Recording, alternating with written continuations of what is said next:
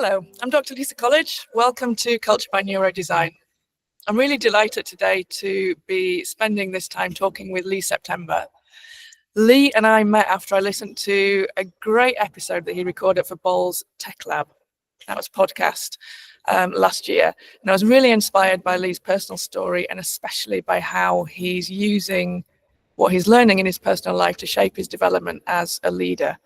And I really mean by that a leader in the true sense, not only thinking about himself and his own skills and what he brings as an authentic leader to his role, but also in helping others to succeed. So Lee, I'm delighted that you agreed to come on the podcast and that we can get more into all of that today. So to get us going, please introduce yourself to the listeners and share a bit about yourself. Okay, good morning, Lisa, and everyone listening. Thank you for having me. It's a great pleasure for me to be on this this morning. Yes, where do I start? So my name is Lee. I'm from South Africa. I grew up in a place called Jamestown in Stellenbosch. And a few years ago, I decided that I'm moving to the Netherlands. I packed my bags, moved, and ended up at Schiphol with 3 bags. And one of my friends picked me up, and my new life started.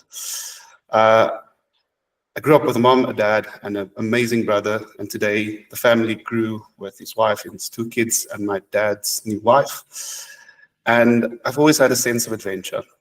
So for me, having to pack my bags and move to the Netherlands was the next step of my adventure. I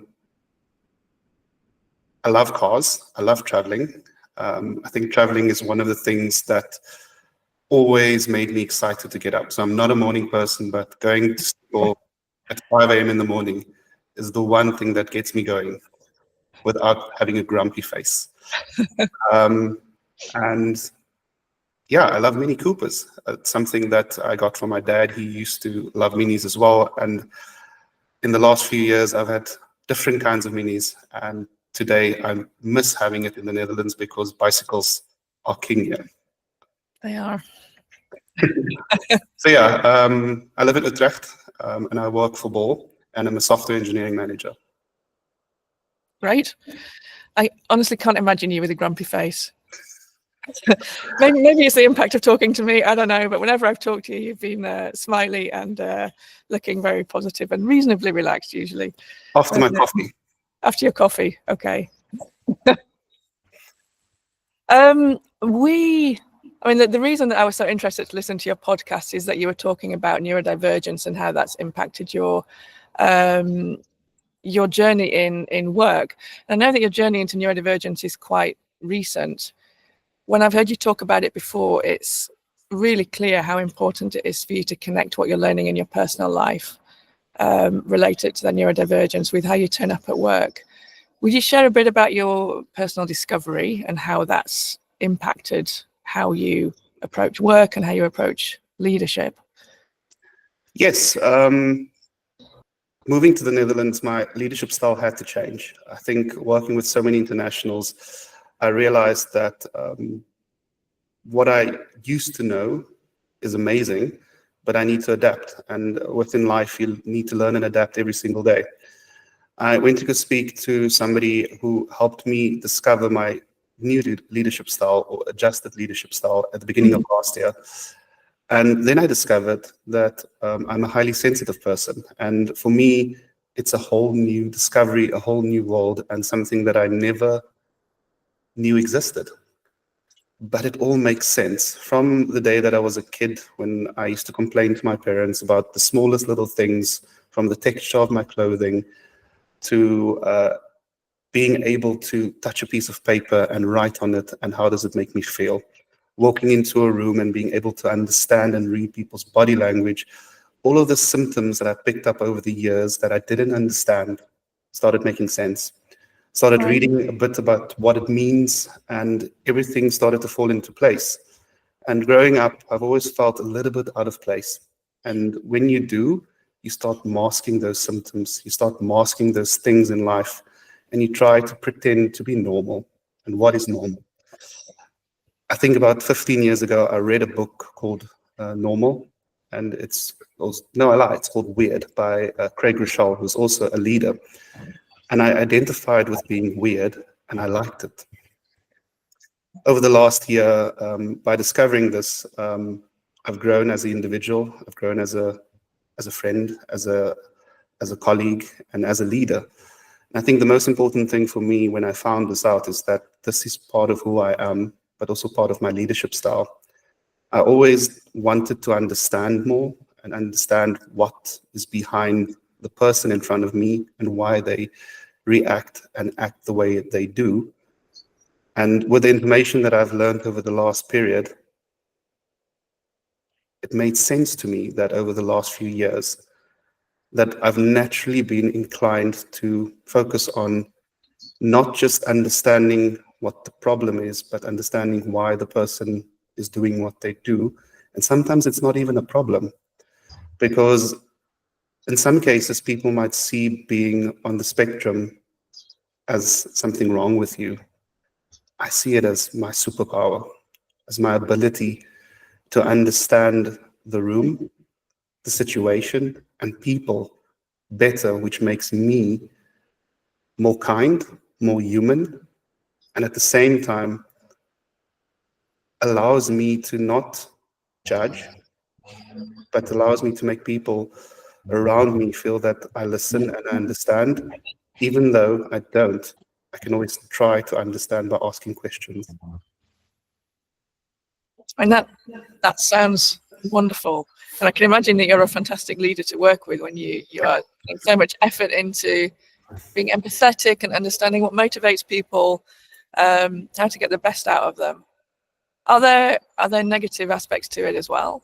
Yes. I think in my personal life, I love traveling. I love concerts, and I go to a lot of concerts.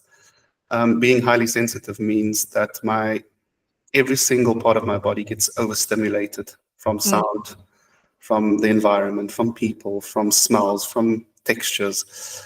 And I often go to a concert, and that means during the time that I'm in a public space, in a busy space, in a noisy space, it drains the energy out of my body very quickly. But at the same time, it brings me great joy. So it's a give and take that I have to deal with on a daily basis. Even going to the office. I work in a company where there's 3,000 people. The office is a busy, buzzing place. And as much as I love going to the office because I get to see the amazing people I work with every day, it also tires me out. So balancing out between working from home and going into the office is really important to me. There was a time that I worked remotely for a while, and I actually missed going to the office. A few years ago, I actually worked fully remote for a company. And I basically found a way to see my colleagues that lived close by at least once a week by having a meeting in a coffee shop or on a wine farm back in South Africa, or just arranging a meetup. And these, I feel sometimes, is things that, as my personality likes it, my body sometimes pulls me a little bit back. And then people say I'm such an outgoing person. Yes, that's true. But at the same time, my body needs the calm, needs the quiet, and it needs to rest to be able to function optimally. Yeah, it sounds like you need to do some good planning. I heard a story yesterday about a child, but an older child, kind of just finishing school, who really finds it difficult to be in meetings or to be in study groups. And what they do is to go to the library for an hour before the study group to just try and get some calm and quiet and sense of space in their heads, and then go to the study group and then back to the library. So yeah, it's also planning. I thought it was a very smart idea, but it sounds like planning for those changes in energy levels are also really important to you. It's actually funny. Growing up at school, I used to hide in the computer lab during my lunch break sometimes, so that I can just have the peace and quiet. And I didn't even realize why I was doing it, by just go sitting there on my own. And at one stage, I got the permission of the teacher to give me access to the lab when others don't, so that I can just go sit there. And I even volunteered to be in the library at some stage so that I can sit in the quiet and also have access to these spaces while growing up, because for me, it was necessary. Wow. Yeah, people can make such a difference with small actions like that. which maybe brings us nicely into my next question. So there is a point that I want to draw out, which is related to something that people often say, perhaps without thinking, when we're talking about neurodivergence inclusion in the office. And the comment is usually something like, we need to upskill our managers to learn how to manage neurodivergent people. And there's an assumption in there that the neurodivergent person, is always in the team and is never the manager of the team, which is obviously complete nonsense. And you are one example who is showing that that's complete nonsense. I mean, perhaps we can guess your answer, but do you think that neurodivergent people can make good leaders? Yes. And if so, why? Why? What is it about them that makes them possibly good leaders? I never believed I could be a leader. I think the guy that actually picked me up at Schiphol was a friend of mine, and he used to be my director back in South Africa. Him and two other leaders within the startup that I worked in had a lot of really good leadership styles, and they identified something inside of me and pinpointed out that I could be a leader, and I never personally thought I would. I was this person sitting in the corner doing my job, talking, laughing, and continuing with my life. And then these three amazing people came in my life and started molding, mentoring, and grooming me without me even noticing. So for me, as a leader today, I think it's something that comes natural, something that also takes a lot of hard work. It's also something that you cannot force. You can learn new skills, you can learn ways to adapt and change, but it's also something that your body, your mind, and everything of you should really enjoy doing, and it should be part of who you are in your identity. I think I'm an advocate at the moment to help upskill and educate leaders in understanding how people within their teams work. So in our BRG, I'm part of the training department, and I speak to different companies, different people about how we can upskill our leadership, but with the intention of not giving them a one-size-fits-all, but educating and asking questions, being curious. I have the support of our senior leadership team in doing this, and we are trying to find the balance of what is working and what is not. And we haven't found the recipe that works yet, but I'm not giving up. I think one of the things that's important to me is that as an individual, I had somebody that believed in me, and today I want to be that somebody to somebody else. I want to be an example. I want to be able to identify somebody else's strengths and also help them to develop that. Even back in South Africa, I was part of some youth development programs and upliftment programs, which I really enjoyed working on. And even now, I'm part of a young professional program, and it gives me great joy to help develop these great minds, because you don't know who these people can be one day. And sometimes they need somebody that encourages them, motivates them to just unlock that little bit of potential they have and make themselves believe that they can and will be a better version of themselves one day. I'm not saying that they're not good enough yet, but as you continuously develop, you discover that there's things inside of you that's pretty awesome that you didn't know before. And I was lucky to have those people that helped me discover that. So yes, it's something you need to actively work on as leadership, but it's not a manual or a book or training course. It's a mindset. It's a way of living. It's a way of thinking. And it's a way of treating people and understanding where they come from. Yeah, I completely agree. And I'm going to make an observation, which I hope you won't mind. Yeah. That none of what you've just said is related specifically to being neurodivergent, to being highly sensitive. What you've just said is true of any person who's aspiring to be a leader and who is and who is striving to improve their leadership skills. And the reason I want to draw that out is because sometimes neurodivergent people just want to do the same things as everybody else. And there's no reason why their neurodivergence should prevent them from doing it. I think that's an important message that we can maybe bring out from this podcast. It may mean that they will do it in a different way, like the way that you've described you approach leadership is maybe different than other people, but that's fine. Everybody's different. I fully agree with that, because I think I mentioned it earlier, is that before I knew what this was, you tend to mask the things that you thought were negative or you're struggling with, and you pretend to be fitting in with the rest of the world. And like you said, sometimes we just want to be treated like everybody else.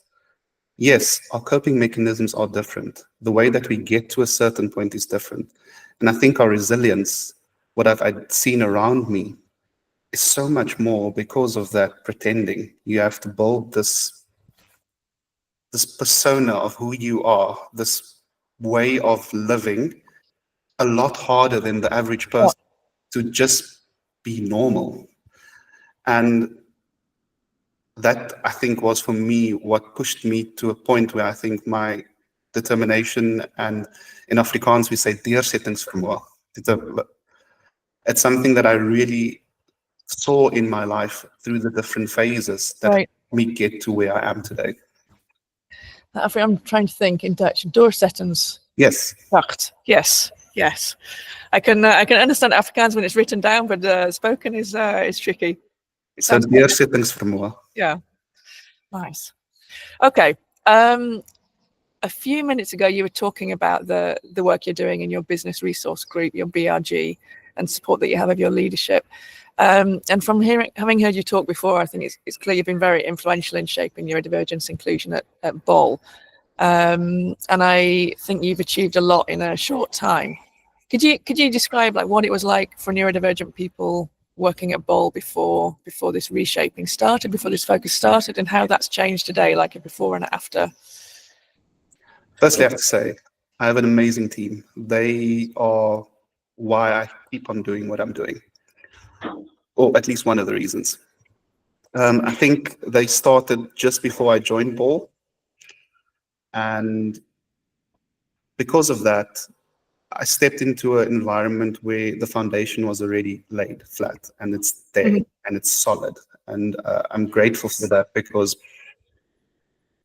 I've been to the Neurodivergent Network, a symposium of the Netherlands, and I've heard other companies speak about what they've achieved and what they've done, and they've done great things. But what our team has done in a short period of time, which just became the norm for me, was pretty cool. We started a group. We made some noise in bringing awareness to this. We've created a few videos that went on our company profile, and people started talking about it.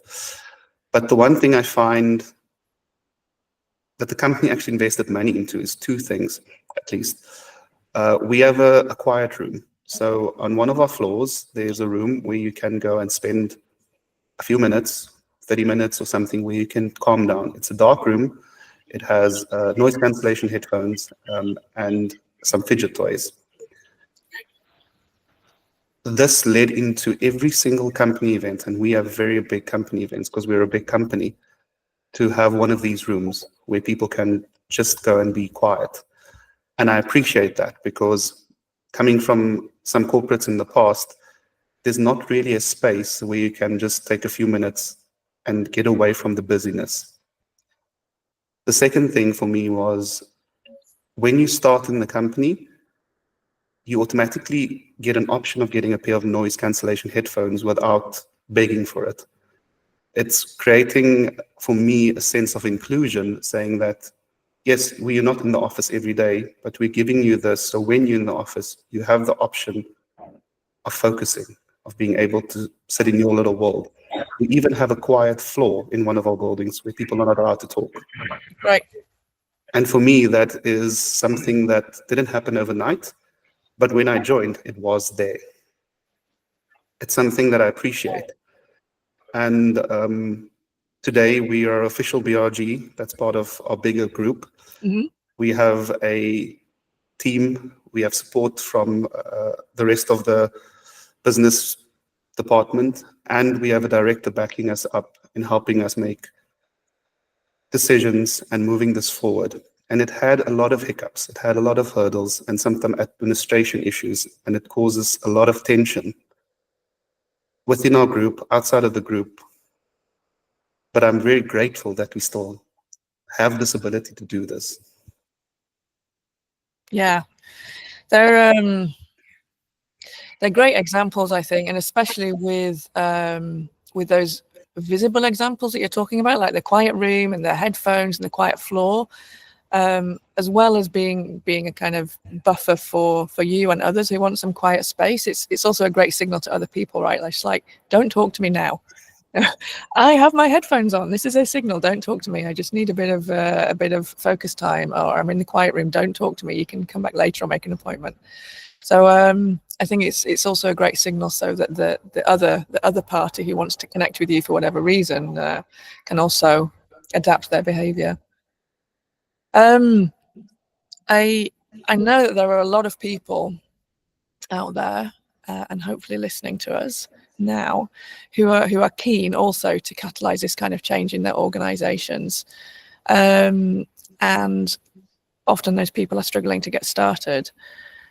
You've given some great examples already in what you've just said, with building the awareness with things like the videos and some things that everybody can do, like wearing noise cancelling headphones. But are there any other tips that you'd give to people who want to get started, of how they can?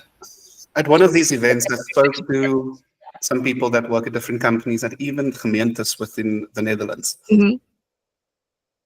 And the most key thing that I realized is that you find like-minded people to build up that energy, build up that motion of wanting to make a change, because there's going to come a lot of hurdles on your way. And the first thing is, when you have those people around you, is to be able to overcome those hurdles. And when people say no, people don't agree, people think it's a waste of time, a waste of money, and not to give up. Mm-hmm. Because if you don't have those energetic, like-minded, fueled people, it will die. And I look at our team at the moment. We were a bit of a bigger team, but due to some reasons, we grew smaller. But what I like is that we have a very,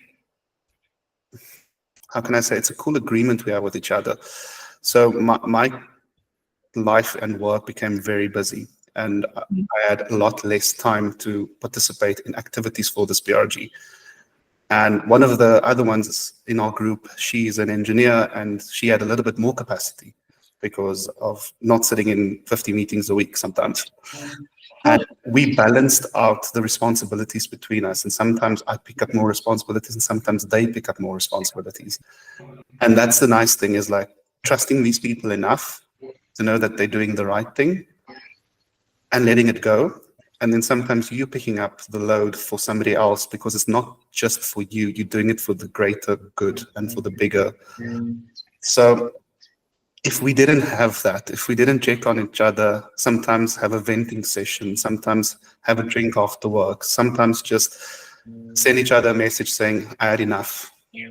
Having that kind of relationship and being, I can't deal with today's meeting, I'm not attending. Having that open and transparency, it makes it for me a bit easier to know that they have my back and I have theirs. What I've also realized is it helps when you have somebody in leadership backing you. I'm very privileged that I'm in leadership, and I know a lot of people that can support me, but I've also realized that having a director being part of this and helping also influences in a great way.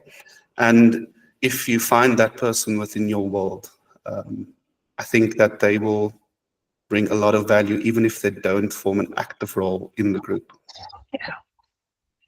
Just sounds like a wonderful way of working, really. And a great example of leadership that we were talking about earlier as well, leadership in action.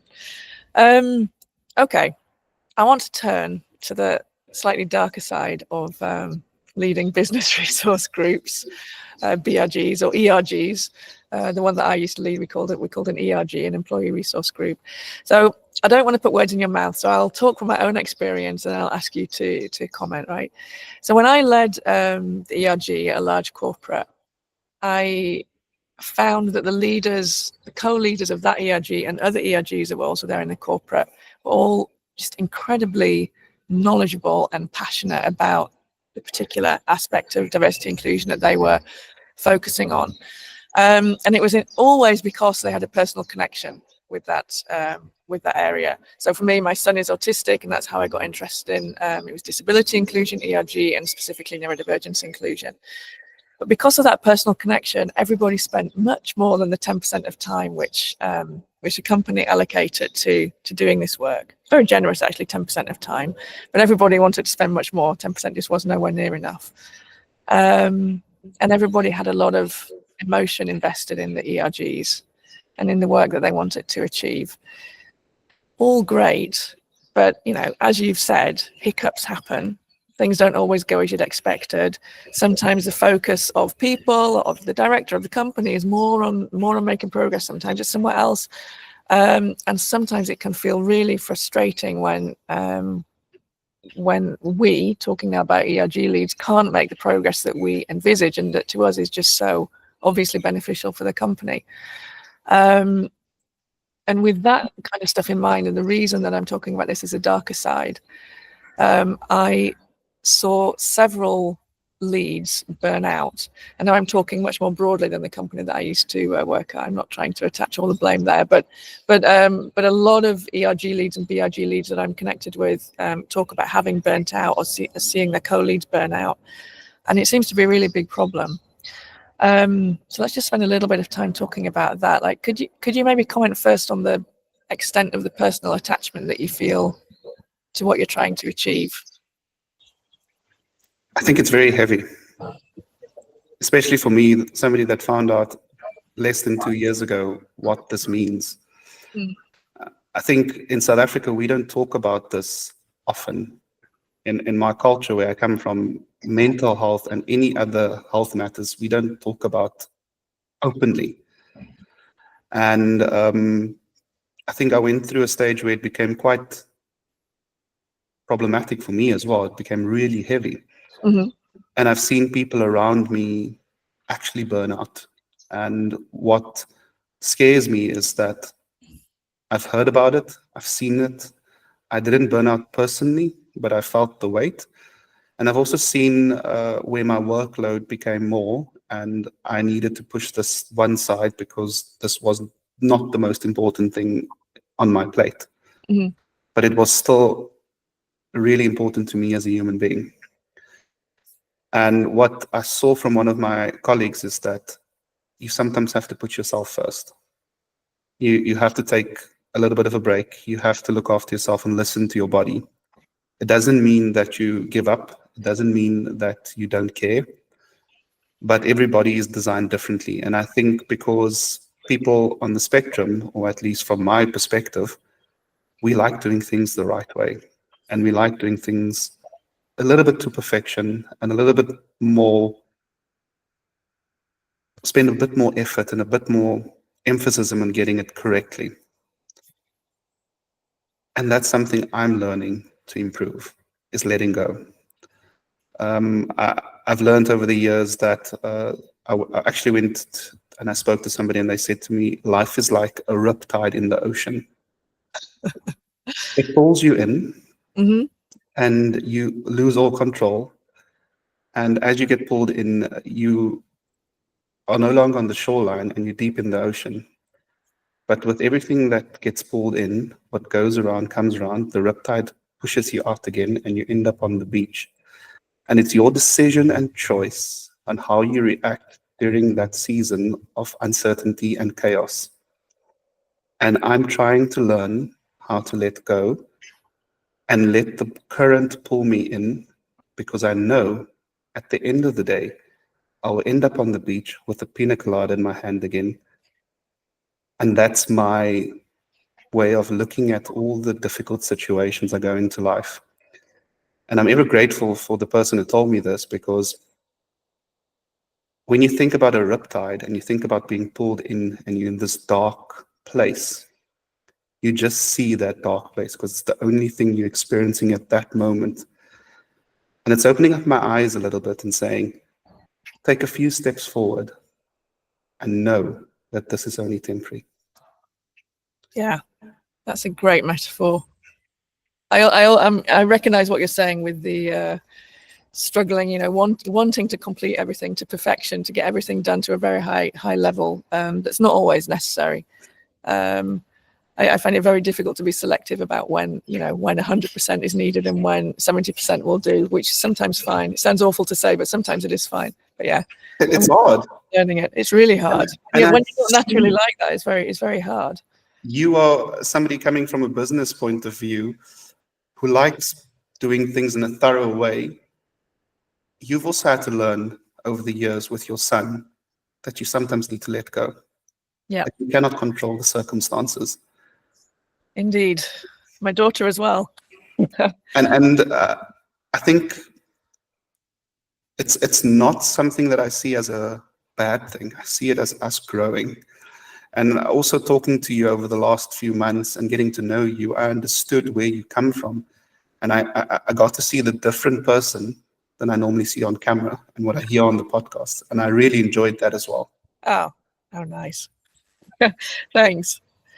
I also really liked your metaphor of the riptide, and it was, while you were talking about it, it was making me think that sometimes in that riptide, when you're being dragged along, thinking what's going on, sometimes you find other people there with you, right, who can help you, and sometimes they push you under. That happens as well. Yes. I've also experienced that, unfortunately, but sometimes they help you, and especially if you look around and allow them to help you, then that can be great. And I think that's talking, what you were talking about earlier with your colleague who can sometimes pick up more work when you have less capacity, and you can negotiate things like that. It's that kind of idea with a riptide metaphor. One thing that I found really useful as being an ERG lead was just being ready for these strange little glimmers of opportunity that happen that you can never predict, right? I mean, they always seem to have resulted from something that you did 6 months or 18 months ago, but you couldn't predict when they'd pop up. So having stuff ready to go when somebody would say, actually, I'm interested in doing something with my team, or actually, I'd like to present something to this leadership group or whatever. And so you can say, oh yeah, I've got this. That was always a good tip. Hard to do because sometimes you're like, what is the point when I don't feel like we're making any progress? But it's a good tip if anybody listening would like a tip. And I wonder if you've got any other suggestions for people who are maybe struggling to lead their ERG or their BRG, of how they can be ready for opportunities that might pop up unexpectedly, and also just to protect their own energy and mental health beyond what you've already shared. So a year ago, we had about leadership training, and we got an external company in that taught some leaders in the company what does it mean to be neurodivergent. I found it very informative, but not juicy. It's not digging deeper into what it is. So at the end of last year, we decided we want to start a library with a database of resources, information, books, websites, Instagram pages, YouTube pages, and all of these things. And the reality is we've started and we've slowly been working on it, but we're not even close to complete. And we still have this ambition of doing it. And recently we asked on our internal network who in the company has the capacity to help us. And I think that's the important thing, is that the three of us currently organized a leadership event recently, which is not a leadership event. It was we celebrated Neurodiversity Pride Day on the 16th of June, which was earlier this week. Yeah. And that took a lot of our time, and we had a guest speaker and all of this, and a lot of the planning into that took our time, but also arranging it and getting the budget and sorting it out, but also getting approval and the auditorium.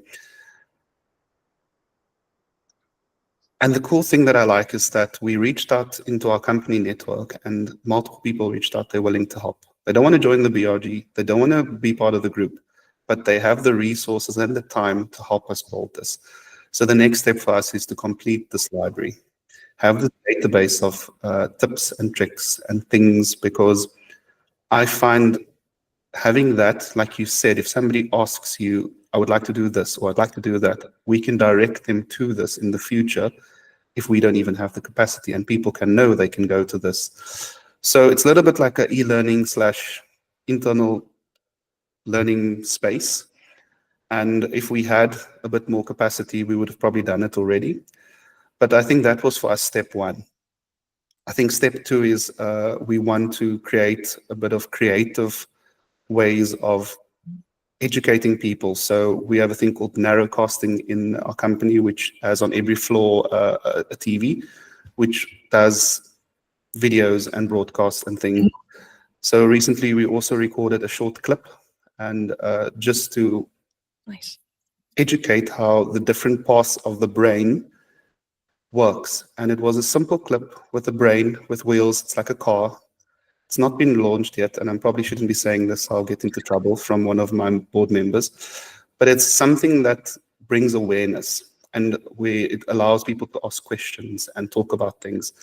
So we're doing all of these small things, and we also created an internal blog where when we have the capacity and time, write it and then automate it to publish it internally when we feel that there's a season for this topic, or to share information and tips and tricks. So even though we don't have the capacity during that week, it will still be published. So it's small things that we do to keep going and to make sure that we don't lose momentum, but also to help the people within our world to be a little bit more aware and a little bit educated of what's going on around them. Yeah, I mean, it's fantastic to have these small ways that you're managing to keep going, even though, you know, the world is changing, even though leaders are being asked to do more with less budget, less resource, and I'm hearing this from a lot of people. And even though very often, not saying this is the case at Ball, but definitely a trend in general, very often that investments and priorities are being shifted away from let's say people-based initiatives and inclusion initiatives, partly because of what Trump is doing in America, but partly just because people are feeling the heat and deciding to remove the money from their people. Short-sighted, I think. I think it's exactly why you should focus when you're in this situation. Your people are the ones who are going to save you. But hey, that's what's happening. So yeah, I had wanted to ask you about advice that you could give to other people for small things that you could do indeed, to be able to keep these things going that are so important to you, while maybe you don't have the not you specifically, well, maybe somebody doesn't have the investment or the bandwidth that they're used to having in their organization. But I think these are all great ideas that you've given, right? Your database of tips and tricks that you can add to when you have a little bit of capacity, and that others can add to as well, right? It's not only something that you have to do as well. That's so important.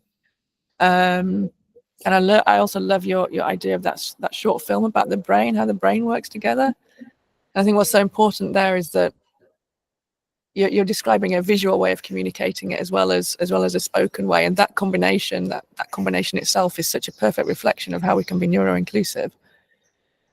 Some people prefer to look at things, some people prefer to listen to things, put both together, and hey presto, neuro-inclusive resource. It's great.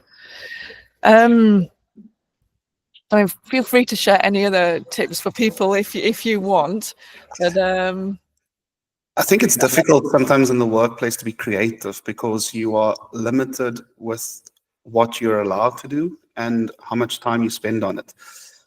But something I recently realized is that for most topics in the world, there is an Instagram page, there is a YouTube channel, there is a TikTok account going off. Mm-hmm. But there's not a lot of them for neurodivergent people. There is, but it's not there. And what I was wondering, as you said, the visual thing for me is important, because sometimes you don't need words. Sometimes a picture or a movement or a movie can speak a lot, a big thing. Finding the creatives in your space, if there is, finding the people that have these weird and wonderful ideas and collaborating with them. Sometimes it is a designer within your team. Sometimes it's a creative writer within your team. And sometimes it's just an active influencer on social media that has creative ways of broadcasting information, connecting with people. And it's combining these people with your passion, ideas, and allowing it to happen. And this shouldn't take money or resources that requires budgets or software or anything else. It requires your passion. And I think if you spend a bit of time in investigating around you, you will find people that want to collaborate with you. I think when we found our director a while ago, when she became part of our team, she introduced us to a whole creative marketing department because she has access to that. And by doing that, I found that there's people within the team that are as enthusiastic as us about this topic. And they helped us to get a few steps ahead. And even with somebody who was a creative writer can take a story and make it 10 times better, influential in the way that it sounds, it speaks to somebody. And I didn't even know that by just changing some words, you can make such a big impact. So I'm very privileged to have all of these people around me because I work in a big company. But even in a small company, I believe there's people with these talents. That's not maybe their job title, but they do it outside of work.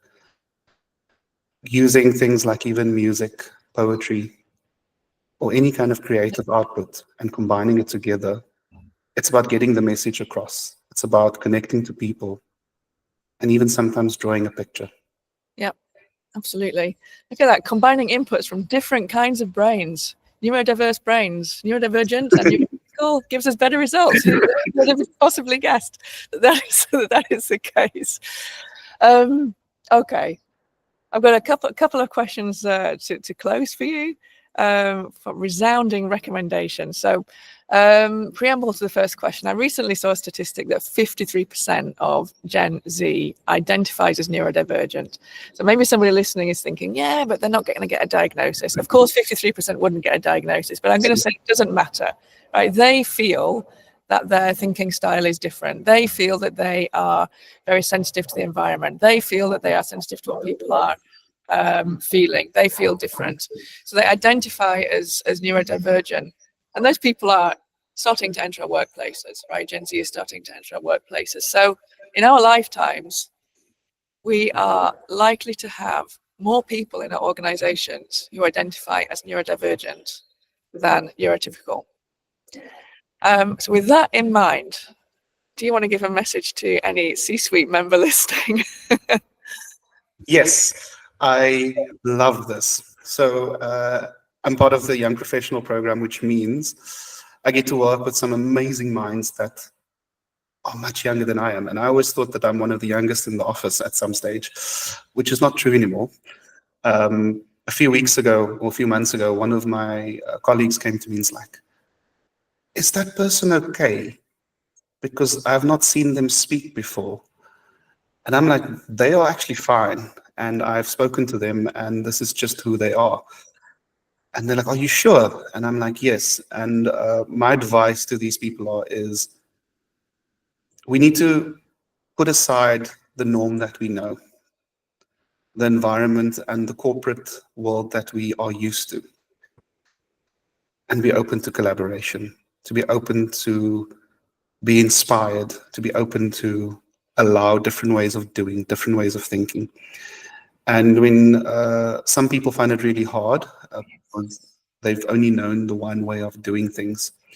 And I would like to challenge and encourage people to look at their own children, look at the kids around them, and look at the world that they're growing up. Look at the way of their communicating style with each other. If you look at Snapchat, is probably something that I don't have an account anymore, but is one of the communicating styles that they do. So short bursts of energy, short bursts of communication, and maybe even shorter attention spans than what we are used to. But this is the future. And even if you look at it from a marketing and advertising if you look at e-commerce, things are moving towards shopping on social media platforms. Everything is moving towards something that us as an older generation find difficult and hard. For me personally, if I book a flight, I book it on the web browser.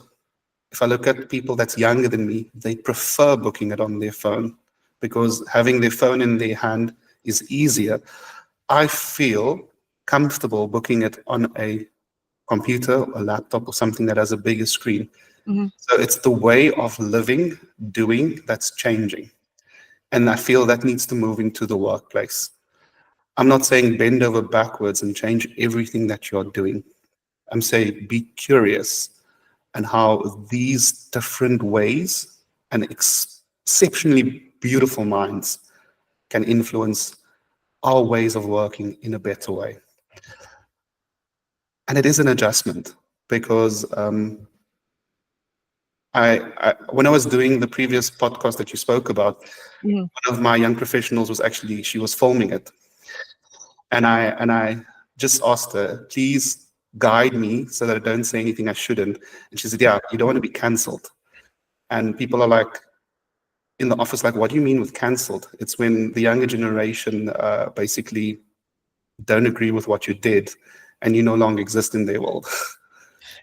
And I think when it comes to corporate and business, it's still a place of work. It's still a place of doing something where you get paid to do it. But be open to exploring new ways and avenues because it is changing, it has changed, and it will still change. The only thing in life that's constant is change. And I'm excited to what these minds will bring in the future. And I hope that people like me can help influence that people in C-suite positions accept this, embrace this, and move forward with this. Absolutely.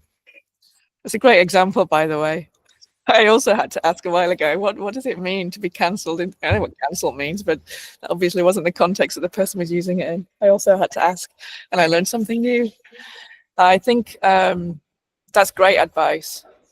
And I'd just like to add, I think that curiosity that you're talking about, the older generation towards Gen Z, I think that should also be reflected back, right, from Gen Z towards the older generation. It really needs to be reciprocal. It really needs to be a fair and equal exchange of curiosity and exchange of acceptance of different ways of thinking about stuff and different ways of doing stuff. And you're right. If we can find ways to operationalize how we can connect all of that in our workplaces, then people are not only going to be happier and healthier, but they're going to do better work.